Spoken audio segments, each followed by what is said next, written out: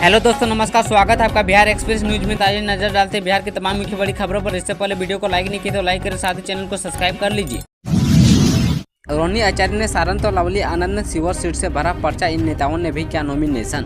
बिहार में छठे चरण के 8 लोकसभा क्षेत्रों में नामांकन पत्रों के दाखिल करने का काम सोमवार से आरंभ हो गया है। राज्य के इन 8 लोकसभा क्षेत्रों में पूर्वी चंपारण, शिवहर और वैशाली में कुल 6 प्रत्याशियों ने नामांकन पत्र दाखिल किया है। पहले दिन नामांकन पत्र दाखिल करने वाले में प्रमुख रूप से पूर्वी चंपारण लोकसभा क्षेत्र से भाजपा प्रत्याशी राधा मोहन सिंह, शिवहर लोकसभा क्षेत्र से जदयू प्रत्याशी लवली आनंद एवं वैशाली लोकसभा क्षेत्र से लोजपा प्रत्याशी वीणा देवी शामिल है। छठे चरण में वाल्मीकि नगर, पश्चिम चंपारण, पूर्वी चंपारण, शिवहर, वैशाली और गोपालगंज, सिवान एवं महाराजगंज लोकसभा की सीटें शामिल है। इन 8 लोकसभा क्षेत्रों में प्रत्याशियों को नामांकन करने की अंतिम तिथि 6 मई निर्धारित की गई है, जबकि 7 मई को नामांकन पत्रों की जांच होगी और 9 मई तक प्रत्याशियों की नाम वापसी का अंतिम तिथि निर्धारित है। छठे चरण में बिहार के 8 लोकसभा क्षेत्रों में मतदान 25 मई को कराया जाएगा।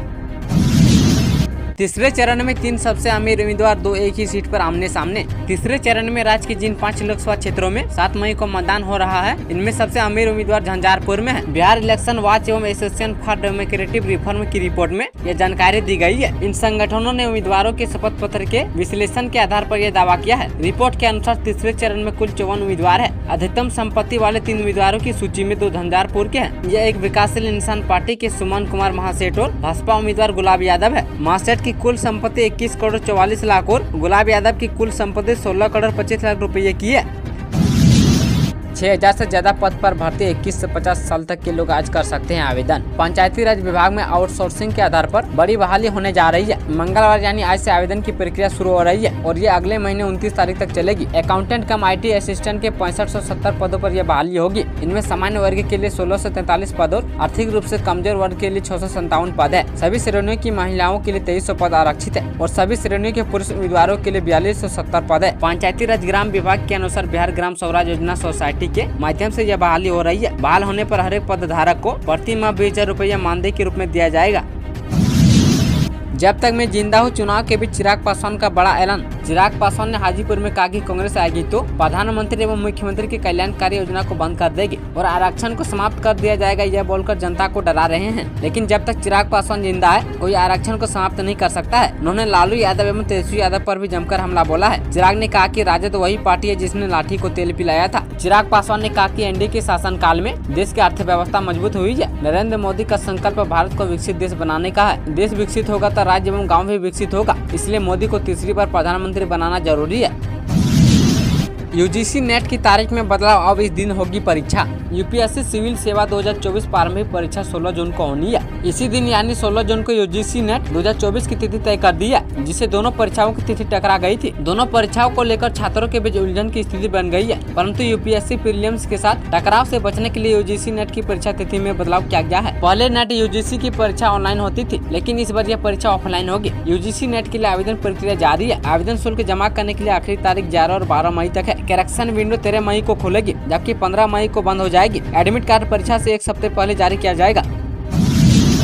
शहाबुद्दीन की पत्नी एनडीए में होगी शामिल, एक तस्वीर से उठे सवाल। सिवान लोकसभा सीट से पूर्व दिग्गज सांसद मोहम्मद शहाबुद्दीन की पत्नी हिना साहब निर्दलीय चुनाव मैदान में है। उनके सामने एनडीए प्रत्याशी विजय लक्ष्मी कुशवाहा तो वहीं महागठबंधन से पूर्व विधानसभा अध्यक्ष अवध बिहारी चौधरी मैदान में उतरे हैं। हिना साहब लगातार चुनावी जनसंपर्क कर रही है और वो लोगों के बीच जाकर मिल रही है। इस बीच एक ऐसी तस्वीर सामने आई है जिसने कई सवाल कर दिए हैं। इस सवाल पर सिवान में ऐसी चर्चाएं हैं कि हिना साहब चुनाव जीतने के बाद एनडीए का दामन थाम सकती है। इस पर हिना साहब ने कहा कि सिवान की जनता उनकी मालिक है। सिवान जिला जिस ओर जाएगा आपकी हिना उस ओर जाएगी। बता दें कि सिवान में छठे चरण के तहत 25 मई को लोकसभा का चुनाव होना है।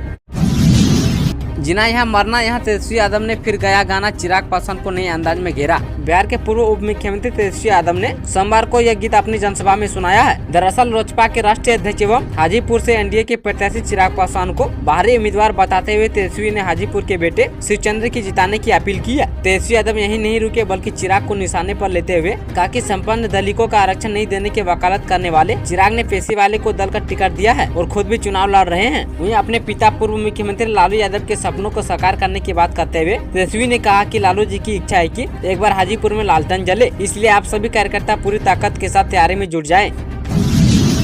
पूर्व विधायक रणधीर सिंह बोले, लालू ने मेरे साथ धोखा किया, आरजेडी को दे दी खुली चुनौती। लोकसभा चुनाव 2024 के 2 चरण का मतदान समाप्त हो चुका है। बाकी बची सीटों में अन्य चरणों में चुनाव होंगे। इसको लेकर एक तरफ प्रत्याशी जीत के लिए मेहनत कर रहे हैं तो वहीं कुछ नेता ऐसे हैं जिन्हें टिकट नहीं मिला है तो उनकी नाराजगी खुलकर सामने आने लगी है। आरजेडी से भागे हुए पूर्व विधायक रणधीर सिंह ने जन आशीर्वाद सभा में खुलेआम लालू यादव को धोखेबाज बताया है। रविवार को छपरा के मसरक में उन्होंने कहा कि वो पूरे बिहार में आरजेडी को खत्म करने के लिए काम करेंगे। इसकी शुरुआत सारण की सभी सीटों से होगी।